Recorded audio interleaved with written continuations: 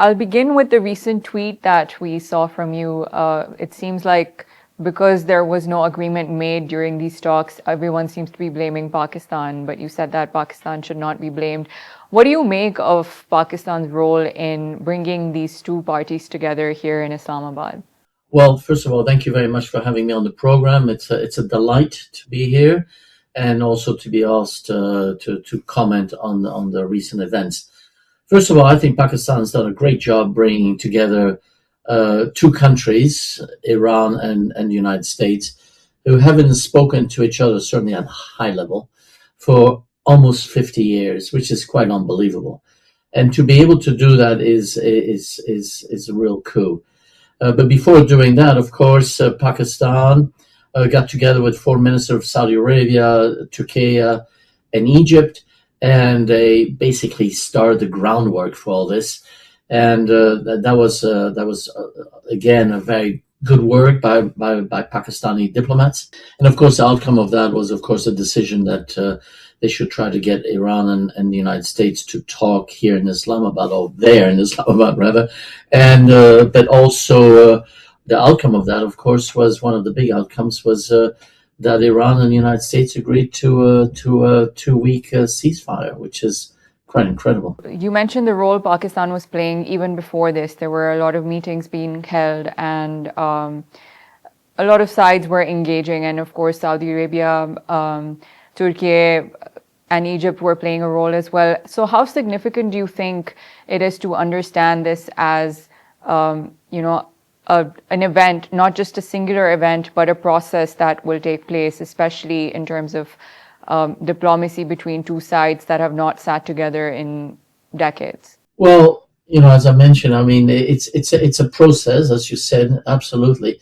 But the fact that they're actually talking to each other, one in the middle of a war-going situation, that's one. But also the second thing that's important is for two countries to talk to each other, given that they haven't spoken to each other for almost 50 years since the Iranian Revolution, 78, 79. And so for Pakistan to actually manage to do that is a massive diplomatic coup. I mean, one cannot sufficiently stress this point. I've just written a piece about that today, and I think Pakistan and Pakistanis should be very proud of this, of what's actually happened. Because, we all know that Pakistan has been considered like the bad boy of the neighborhood. And this has completely helped improve its image. Not that it did it for that, because, of course, Pakistan has a lot hanging on that as well, to making sure that there's peace in the region. We know that, for example, if there's war in the Gulf or more war in the Gulf, this will affect the economy, will affect the remittances that come back to Pakistan. So there's a lot of issues in there. But the fact that Pakistan managed to bring the two parties that, let's be frank, hate each other completely and fundamentally, to bring them together in a room, in a hotel in Islamabad, is quite incredible. And there's a good chance, hopefully, that this will be repeated. And I do hope so, but all credit given to the Prime Minister and the Field Marshal Munir for managing this. When you first heard news of these talks happening in Islamabad, were you hopeful? Did you think that this might be the last stage before a permanent ceasefire is declared? No, absolutely not. I mean, when, as I said, there's so much hatred, baggage there, and also bombing still falling on the two sides. I didn't expect there to be some resolution, because they are so far apart. But this is a first step. But so when they, after 21 hours of of talking and deciding to leave, that wasn't a surprise. In a way, it's a surprise it lasted that long. I mean, the good news was, when we all heard, I'm here in Australia, a long way away, but the good news was to know that, they didn't leave after 5 minutes, was good news. That alone, that meant they're actually talking to each other, and they talked for 21 hours. Now, the fact is, I think President Trump wants, everybody wants a resolution of this. War is a bad thing for everyone, It's absolutely bad. And President Trump has, in many ways, painted himself in a corner in this one, but he needs an off-ramp to be able to end this war. And Iran will have to give it to him somehow.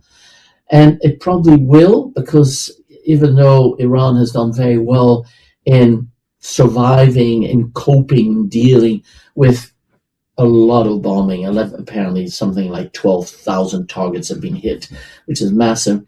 It has coped with it quite well. But nevertheless, it's not a regime that's that much liked at home, and it will have to give something so that Trump can actually end the war with some sort of feeling that he hasn't completely lost it. Right, and since day before yesterday, when the talks ended yesterday, the Strait of Hormuz was another issue, and the U.S. was threatening to block it.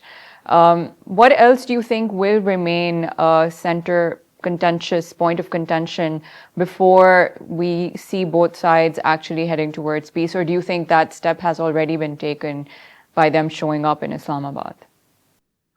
Well, the fact that they're talking, that's very good news. I mean, it's always, it's always good news that people talking to each other.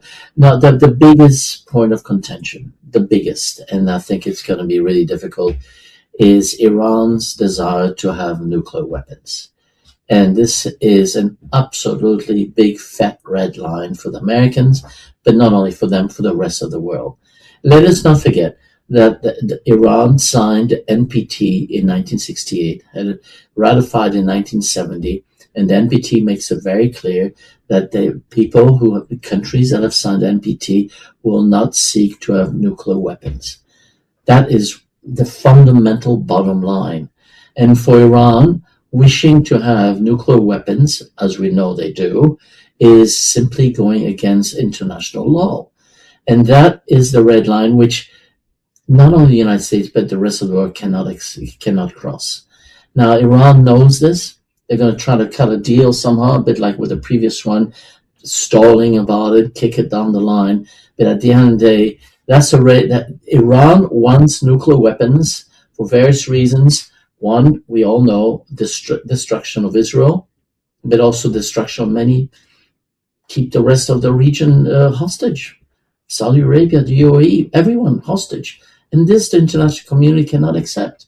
And this is why this is one of the fundamentals that Washington simply cannot move on. And I'm not sure how they're going to resolve that one. They can resolve all the other ones, the Strait of Hormuz and all that. But the nuclear weapons issue is a big one. And do you think the ceasefire in Lebanon might also be an issue that there might be some contention around? Well, again, there seems to be differences about whether or not, the Lebanon side of things, the theater there, was actually part of the deal. Obviously, the differences there. The fact is, it is a big issue.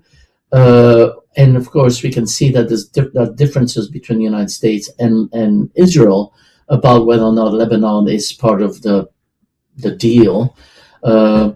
It could be a bit of a problem. I think the Americans are going to have to talk with Israel on that one. But I don't think that's going to be the issue that's going to break or make a deal between Iran and the United States. And finally, how do you see this entire issue moving forward? I mean, we've had talks, but a lot of people are framing it as a failure. But do you think there are some signs from both sides to sit together again? First of all, they were not a failure, and I know the usual suspects call it a failure. The fact that, again, that they sat down is a big plus, just for basically diplomacy, but also for Pakistan and the other countries. There are a lot of countries involved that we don't even know about, and a lot of think tanks and NGOs involved in trying to find a resolution, because this is not simply a Middle East issue. It's an issue for the rest of the world. I suspect they will meet again. Yeah, absolutely. This is a first step. To say that there was no resolution is a failure. It's not. It's the beginning, and the fact that they met, it was good news. Will they find a resolution? Probably, but I suspect things will get worse before they get better and before they actually sit down again.